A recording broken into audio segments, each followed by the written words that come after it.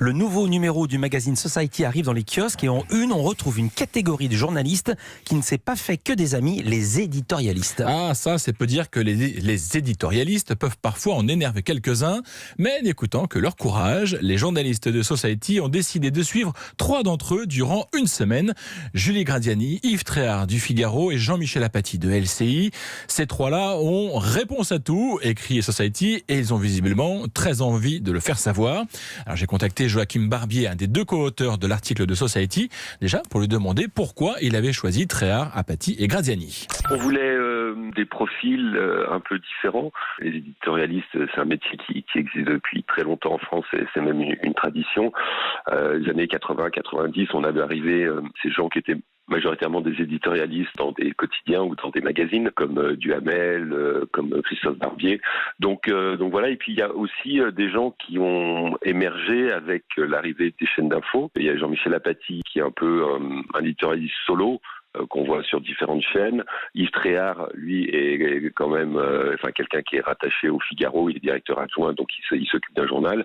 Et puis Julie Gradiani, qui est née médiatiquement dans le siège de la Manif pour tous, c'est un peu une nouvelle génération de gens, que ce soit les journaux pour lesquels ils collaborent ou bien alors sur les plateaux de télé ou les radios, qui sont quand même là pour donner une opinion, et une opinion plutôt tranchée. Pour l'anecdote, sachez que les 2 journalistes de Society avaient un temps eu l'idée de suivre Alain Duhamel et Christophe Barbier, mais BFM a dit niet. Alors que les années 2000 avaient consacré les chroniqueurs, depuis 10 ans, donc, c'est le retour des éditorialistes sur le devant de la scène. Joachim Barbier nous explique pourquoi, d'après lui, ils répondent bien à notre époque. Il est vrai qu'on est confronté à de plus en plus d'informations quand on voit Twitter, les réseaux sociaux. Je pense que ça part d'un bon sentiment, de quelque chose de positif, d'avoir des gens qui font le tri dans tout ça, à la fois sur les sujets qu'ils vont choisir et d'avoir un petit peu d'analyse ou de décryptage. Sauf que on bascule aussi souvent dans des opinions qui sont très tranchées, qui sont pas forcément étayées, qui sont un peu sous-tendues par des réactions souvent émotionnelles par rapport à l'actualité. Et la deuxième chose, c'est effectivement toutes les chaînes d'infos en continu ont tendance, que ce soit le matin, que ce soit le soir, à faire de la radio filmée parce que ça coûte pas cher.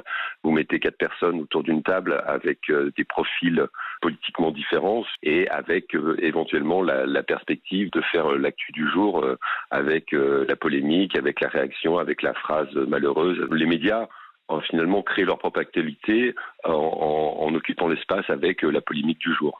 Alors ce qu'on verra également à la lecture de cet article, c'est aussi un petit monde qui vit en vase clos. Est-ce que tout ça ne risque pas de donner le sentiment d'une grande connivence ?